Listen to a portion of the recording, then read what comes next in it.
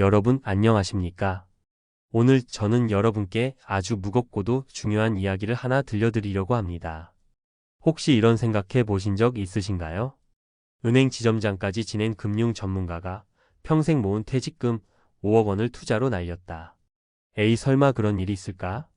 네, 설마가 사람 잡는다는 옛말처럼 실제로 그런 일이 일어났습니다. 그것도 단 6개월 만에요. 믿기지 않으시죠? 나는 아니겠지. 전문가인데 설마 그럴 리가. 하는 아니란 생각이 우리 발목을 어떻게 잡는지 오늘 한 전직 은행 지점장의 피눈물 나는 실제 사례를 통해 낱낱이 파헤쳐 드리겠습니다. 이 이야기는 단순한 투자 실패담이 아닙니다. 은퇴를 앞두셨거나 이미 하신 분들이라면 반드시 가슴에 새겨야 할 믿는 도끼의 발등 제대로 지키는 상황에 대한 처절한 경고입니다. 잠시도 눈을 떼지 마십시오. 어쩌면 오늘 이 이야기가 여러분의 소중한 노후를 지켜줄 수도 있습니다. 오늘 이야기의 주인공은 김영수 씨 가명입니다. 김영수 씨는 한 은행에서만 꼬박 30년을 근무하며 지점장 자리까지 오른 그야말로 금융외기를 걸어온 입지전적인 인물입니다. 누구보다 금융시장의 흐름을 꿰뚫고 있다고 자부했고 동료 직원들은 물론 수많은 고객에게도 깊은 신뢰를 받는 자타공인 금융 전문가였죠. 그렇게 성실하게 한평생을 바친 그가 57세 정년보다는 조금 이르게 명예퇴직을 결정했습니다. 손에 쥔 퇴직금은 자그마치 5억 원. 두둑한 퇴직금과 함께 그는 장밋빛 노후를 꿈꿨습니다.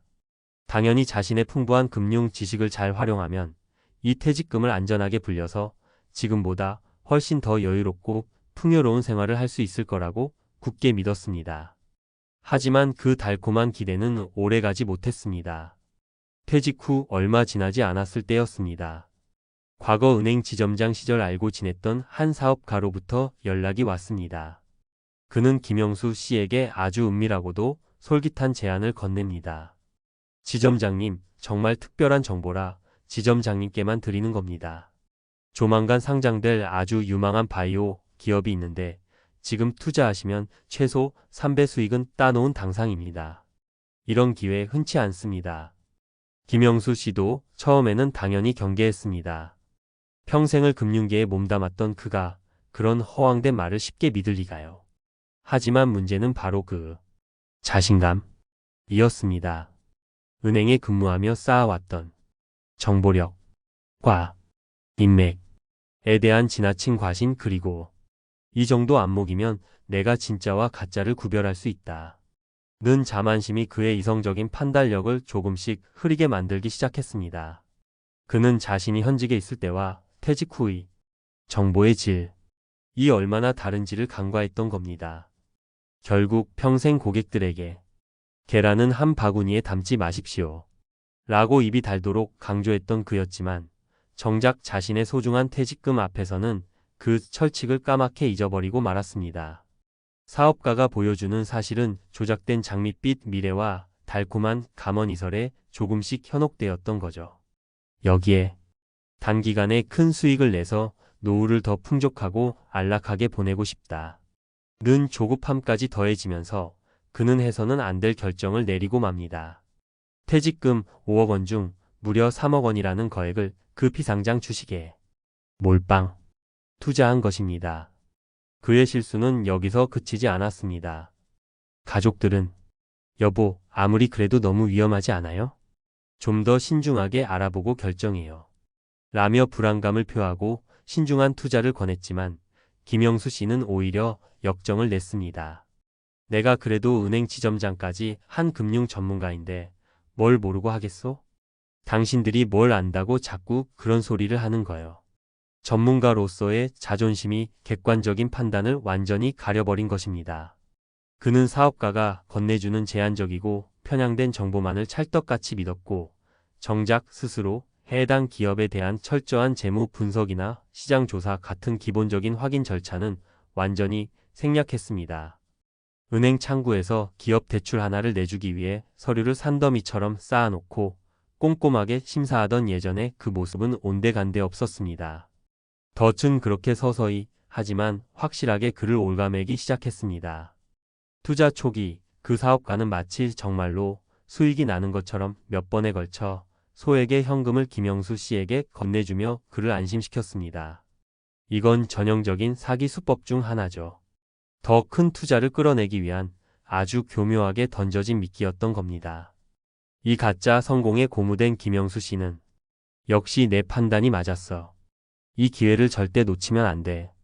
라며 남은 퇴직금마저 그곳에 추가로 쏟아부었습니다. 심지어는 투자금이 부족해지자 아내 몰래 아파트 담보 대출까지 받아 자금을 마련하는 지경에 이르렀습니다. 그의 눈에는 오직 대박이라는 환상만이 아른거렸던 것입니다. 하지만 약속했던 상장 예정일이 다가와도 해당 바이오 기업에서는 아무런 공식 발표도 없었고 그토록 살갑게 굴던 사업가와의 연락도 점점 뜸해지기 시작했습니다. 불길한 예감에 휩싸인 김영수 씨가 뒤늦게 부랴부랴 기업 정보를 파헤치기 시작했을 때는 안타깝게도 이미 모든 것이 늦어버린 후였습니다. 그가 투자했던 바이오 기업은 사실상 실체가 거의 없는 유령 회사에 가까웠고 달콤한 말로 그를 유혹했던 사업가는 이미 흔적도 없이 잠적한 상태였습니다. 그렇게 피땀 흘려 모은 퇴직금 5억 원이 허공으로 사라지는 순간이었습니다. 불과 6개월 만에 일어난 악몽 같은 현실이었습니다. 그 결과는 참혹했습니다. 평생을 바쳐 모은 퇴직금이 한순간에 사라지자 김영수 씨의 삶은 그야말로 나락으로 떨어졌습니다. 당장의 경제적 어려움은 말할 것도 없고 믿었던 남편에게 배신당했다고 생각한 아내와의 관계는 회복 불가능할 정도로 악화되었습니다. 집안에서는 매일같이 고성과 절규가 오갔고 극심한 자책감과 절망감에 그는 심각한 우울증까지 겪게 되었습니다. 한때 존경받던 은행 지점장의 위풍당당했던 모습은 어디에서도 찾아볼 수 없게 된 것입니다. 그는 매일 밤 내가 평생 뭘 한 건가, 내 욕심 때문에 가족들에게 씻을 수 없는 상처를 줬구나 라며 눈물로 밤을 지새웠다고 합니다. 도대체 왜 이런 비극이 그것도 금융 전문가에게 일어났을까요? 첫 번째 원인은 바로 전문가라는 자기 과신과 정보 비대칭의 함정입니다. 김영수 씨는 자신이 금융 전문가라는 과거의 명성에 매몰된 나머지 퇴직 후에는 더 이상 현직에 있을 때만큼의 정보 접근성과 분석력을 갖기 어렵다는 냉정한 현실을 간과했습니다. 퇴직은 곧 정보망과의 단절을 의미할 수도 있다는 사실을 잊었던 거죠. 사기꾼들은 바로 이 지점, 즉 과거의 화려했던 명성과 현재의 정보 취약성 사이의 그 미묘한 간극을 교묘하게 파고듭니다. 왕년에 내가 한가닥했지 하는 생각 정말 위험합니다. 두 번째 원인은 퇴직 후 겪게 되는 심리적 공백감과 거기서 비롯된 조급함입니다. 갑작스럽게 찾아온 시간적 여유와 사회적 역할의 상실은 많은 은퇴자들에게 큰 허탈감과 불안감을 안겨줍니다. 김영수 씨 역시 이러한 공백을 성공적인 투자 대박이라는 허상으로 메우려 했던 것입니다. 또한 하루빨리 돈을 불려서 안정적인 노후를 만들어야 한다 는 조급함은 이성적인 판단력을 마비시키고 고수익이라는 미끼 뒤에 숨겨진 고위험을 보지 못하게 만듭니다. 퇴직금은 수익률 이전에 안정성이 최우선이라는 가장 기본적인 원칙을 잊게 만드는 것이죠. 세 번째 원인은 검증 시스템의 부재와 지인 찬스의 위험성입니다. 은행에 근무할 때는 리스크관리부서, 여신심사역 등 여러 단계의 촘촘한 검증 시스템이 존재했지만 개인 투자에는 그런 안전장치가 전혀 없습니다. 모든 결정과 그 책임은 오롯이 자기 자신에게 돌아옵니다. 특히 내가 잘 아는 사람이니까 괜찮겠지. 나한테 설마 사기치겠어? 하는 안일한 생각은 정말 금물입니다. 오히려 지인을 통한 투자는 냉정한 판단보다는 감정에 휩쓸리기 쉽고 만약 문제가 생겼을 경우에는 돈은 돈대로 잃고 소중한 인간관계까지 망치는 최악의 결과를 초래할 수 있다는 점을 명심해야 합니다. 그렇다면 이런 악몽 같은 비극을 피하기 위해 우리는 무엇을 어떻게 준비해야 할까요? 첫째, 퇴직금은 수익 창출의 대상 이전에 안전하게 지켜야 할 자산임을 뼈에 새기셔야 합니다. 퇴직금은 지난 수십 년간 흘린 여러분의 땀과 눈물의 결정체이자 앞으로 다가올 수십 년의 삶을 든든하게 지탱해줄 최후의 보루입니다. 공격적인 투자로 불리려 하기보다는 원금 손실 위험이 거의 없는 안전 자산 중심으로 운용 계획을 세우는 것이 현명합니다. 정기예금, 우량 채권, 정부가 보증하는 연금 상품 등 보수적인 포트폴리오를 기본으로 하고 만약 투자를 하더라도 전체 자산의 극히 일부만을 그리고 혹시 잘못되더라도 감당 가능한 손실 범위 내에서만 신중하게 결정해야 합니다. 둘째, 묻지마 투자는 절대 안 됩니다. 어떤 투자 제안을 받든 최소한 두세 곳 이상의 공신력 있는 금융기관이나 독립적인 투자 전문가에게 교차 검증을 받는 것은 필수입니다. 한 사람의 달콤한 말만 믿고 섣불리 결정하는 것은 눈을 가리고 절벽으로 걸어가는 것과 같습니다.